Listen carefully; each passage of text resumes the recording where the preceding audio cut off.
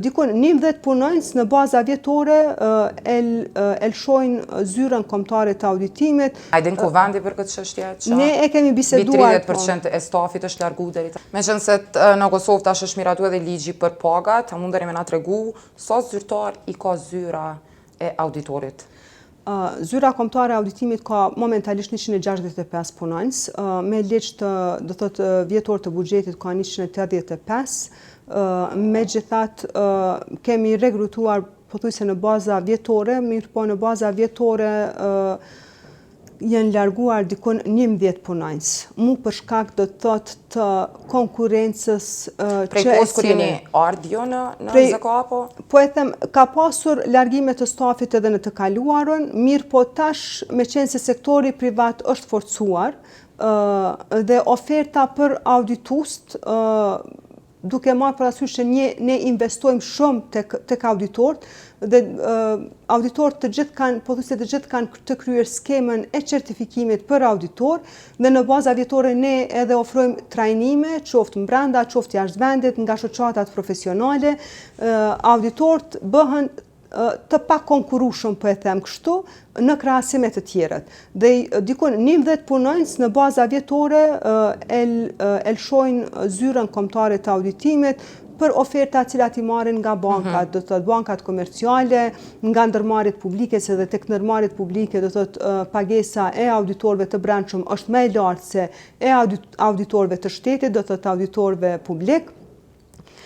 Ligji pagave po ka pasur efekt, ka pasur 11, nëse është 11 për një vit. Në mandat t'jujem, po i bjanë që mbi 40 auditore kanë lënë punën. Për afërsisht ndoshta mund të themi 40, nuk është se e kemi llogarit, po 2023 kanë qenë 11, 2024 nëse nuk gaboj kanë qenë po ashtu 11 dhe trendi i largimit do të thotë të auditorëve nga zyra kombëtare e auditimit. A bjanë më shumë se 30% e njerëzve kanë lënë punën, apo kallëzoni për apo alarmoni në fakt për një situatë jo të mirë në zyrën kombëtare të auditimit?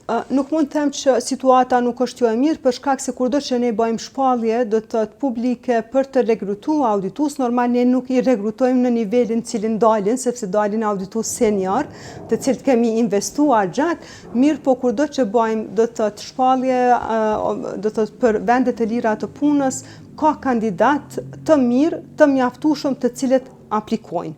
A din ku vendi për këtë çështje? Ne e kemi biseduar. 30% e stafit është largu deri tash. E kemi biseduar edhe me kuvendin, kemi biseduar edhe me institucionet supreme të auditimit në rajon, në ato do thotë edhe në Evropë dhe kemi është një trend pothuajse në secilin vend, megjithatë jo deri në këtë mos. Dhe një prej arsyeve po është ligji i pagave, për shkak se tash zyra kombëtare e auditimit është bërë pjesë e përgjithshme e ligjit të pagave dhe si auditore e përgjithshme pavarësisht do të thotë pavarësisht në letër, sepse edhe në ligj do të thotë është specifikuar edhe me standarde ndërkombëtare për institucionet supreme të auditimit që auditori i përgjithshëm duhet të ketë pavarësi financiare, funksionale, operative. Në këtë rast do të thotë pavarësia në aspektin financiar është cenuar. Dhe kur po e them pavarësia në aspektin financiar, i bie që edhe në aspektin funksional, sepse me daljen e audituesve senior, normal se mund cenohet edhe kryerja e mandatit kushtetues.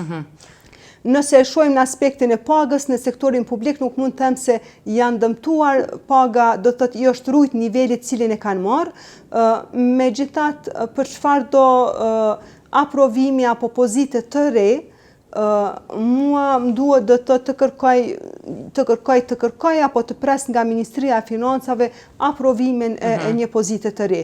Të ministrit i cili nuk po pajtohet me vlerësimet e juja, zonja Spanca? Ministri nuk është pajtuar me opinionin e auditimit për raportin vjetor financiar të buxhetit të shtetit.